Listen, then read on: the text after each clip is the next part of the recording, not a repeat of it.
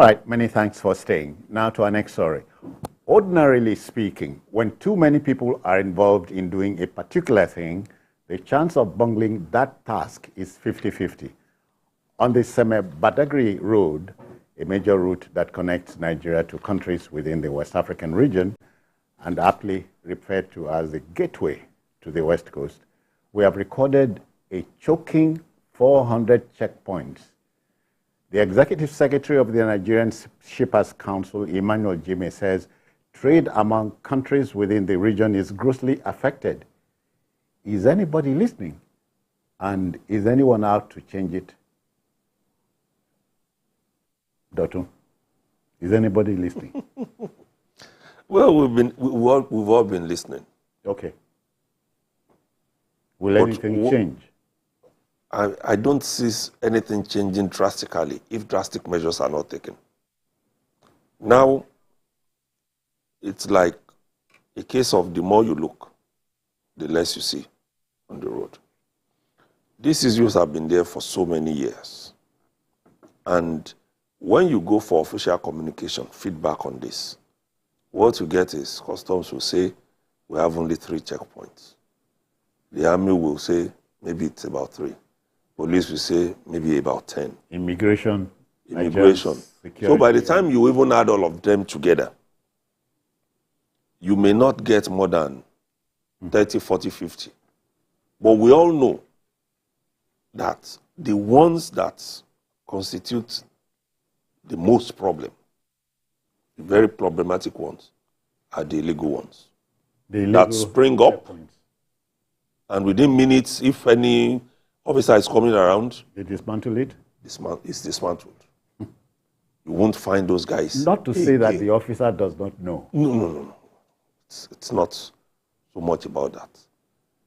Because sometimes they come, they make some arrests, but I can tell you in 2-3 hours, they are back. Sorry. So when we say trouble no dey finish, this is what we mean. It's part of the trouble no dey finish. But something should be done. And it is also the same thing that people complain about, even within the country. When you travel, especially during the day, say from here to a place like Akure, which is in Ondo State, say to a place like Kogi, Lokoja, which is in Kogi State, the likelihood of running into these multiple checkpoints is there. But when you do it at night, anytime from about 4-5 p.m., it's going to be like every kilometer you are stopping. Because you see them, everybody, and that's why the cost of doing business in Nigeria can't go down.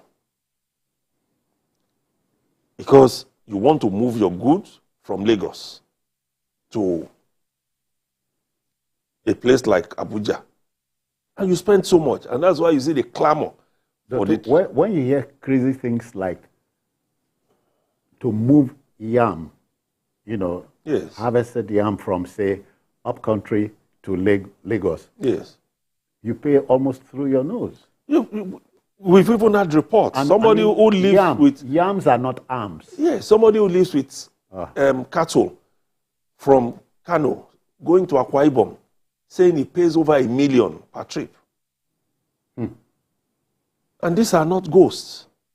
But by the time you say it, the police will count the number of official checkpoints that they have. Yeah. And tell you. But in between those checkpoints, you have like 10 more. Jide trouble no dey finish. Yes. Well, you know they finish. It's down there, don't sing that song. If we just enjoy. And they are mainly man-made. Yes. These guys are just simply looking to make money illegally. Let's first talk about even our ports. The bottlenecks that multiple security agencies, by their presence, create in the ports. You have to go through this, go through that, go through this, go through that. And then in the name of 100% inspection, what technology can do within minutes. They will do 100% inspection, we're checking one, bringing this one out, checking. It makes no sense. These checkpoints that they are talking about, all these guys want to do is harass drivers so that they can part with their money. It's bribes. Bribes, that's what they're after.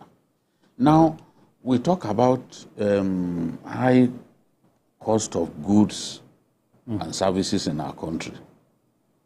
When you are moving cattle from Maiduguri, for example, or from Mambila, where they have some really big cattle, you're moving them to Lagos.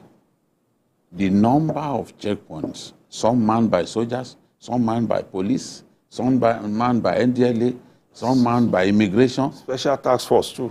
And then, of course, the local government guys who also stand on the road, with spikes, waiting to burst your tire if you don't play ball. They are all there. Everyone wants a taste of the action. Everyone wants to get bribed by the driver. By the time he gets to Lagos, he is going to push that burden on the end consumer. That's it. That's why beans, for example, beans produced in ample quantity in Borno State. Lagosians are the biggest consumers of Borno beans. And it's expensive. It's expensive, but before it gets here, I went to do a story in a town called Koshebe, where Boko Haram slaughtered about 60 farmers one day. In Koshebe, some watermelon, depending on the size, watermelon costs as little as 100 naira. However big? Yes.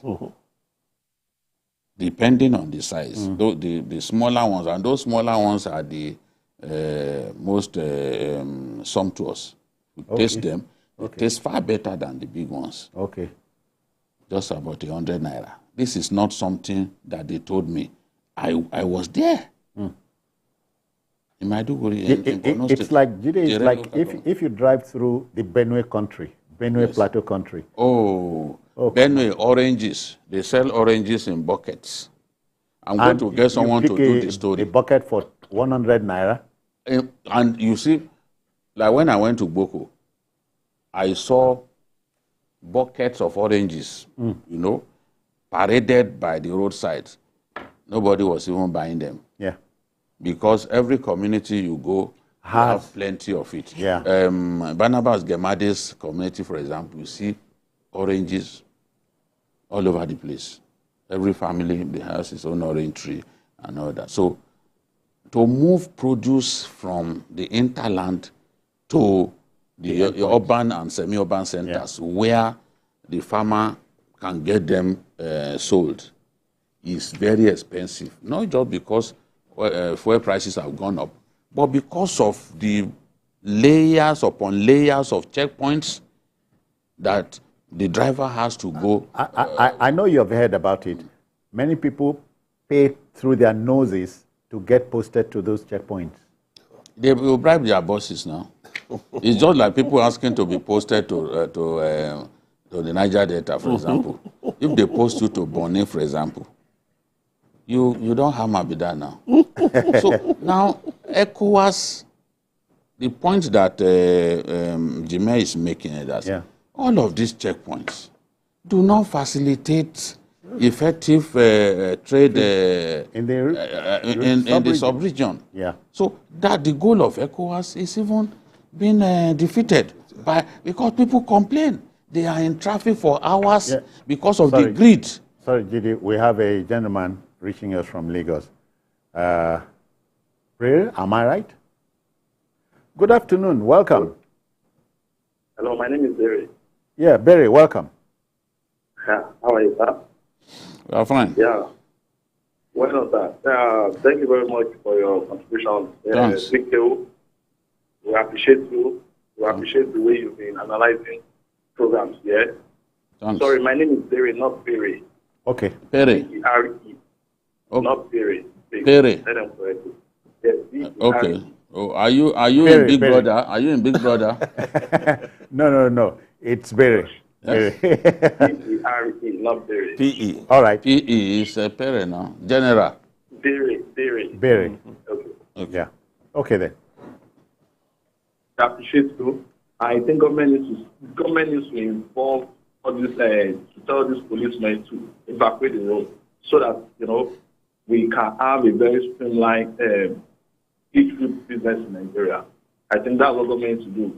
Then the IGP and including the police force and the army should be included so that all these bottlenecks involving affecting businesses will be eliminated. I think that's what I feel the president can do. Very many thanks. Even when you go to the southeast, you see what we are talking about at its worst. That's Southeast, that's the headquarters. south, those areas, Yeah. hundreds of checkpoints. You leave this one checkpoint now, you encounter another. Almost A 100 spitting meters. distance. Almost a You can spitting even see distance. some. You are seeing the next Next checkpoint. one, Yes. where you are stopped, you are seeing the next And one. there's no way by which you can bypass anyone. So So it's a nightmare for is travelers. This deliberate? Jide, is this deliberate? No, it's greed. That is what we see. Modern, you don't even need static checkpoints. In modern policing, what you need is what is called motorized patrols. Motorized patrols put those trucks of yours, those Isuzu Tiger and the rest of them, get them to keep moving along those dangerous highways. Yeah. Not far apart from one another. Motorized, not to stay in one spot. No. And it's not as if our people don't know that this is the way to go. But for reasons best known to them, the culture of receiving bribes from people and the culture of giving returns to the guys in the office will not let this sort of thing stop. It will stop. All right. So it is what we do within our own country that we have taken to the international highway. All right. Thompson is reaching us from Ibadan. Thompson, are you there? Good afternoon.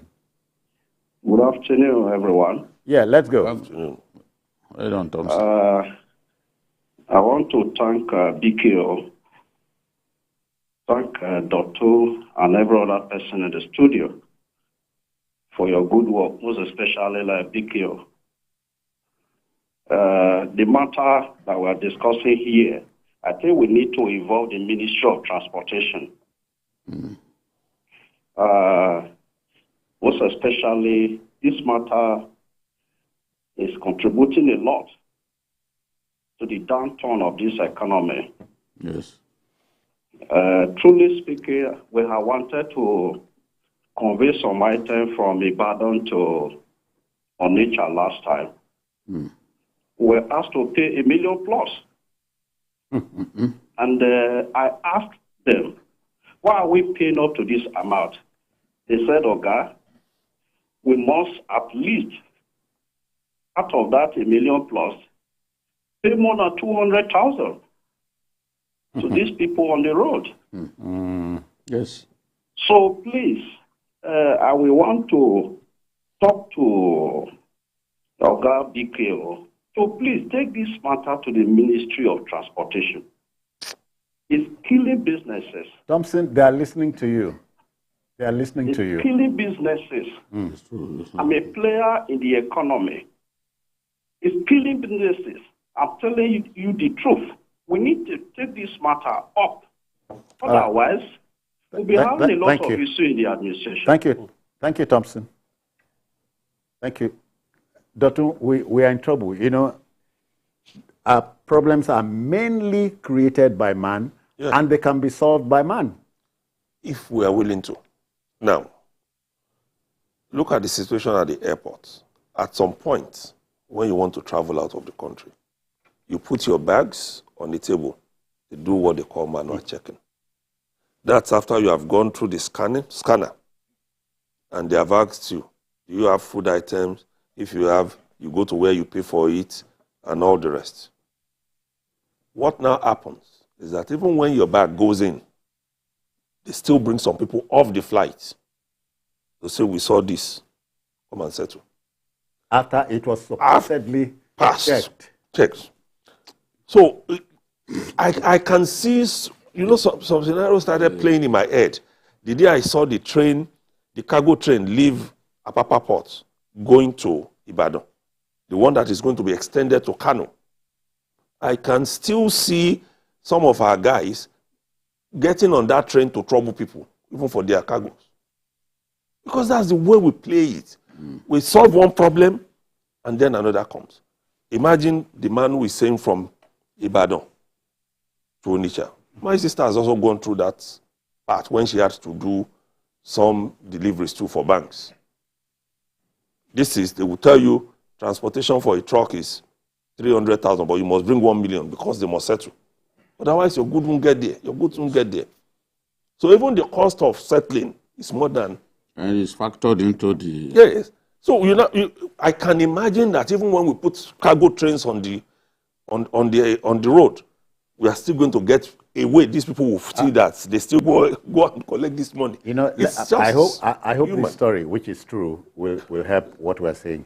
In 2017 April, my wife and I elected to travel to Benin Republic through the Badagry Seme.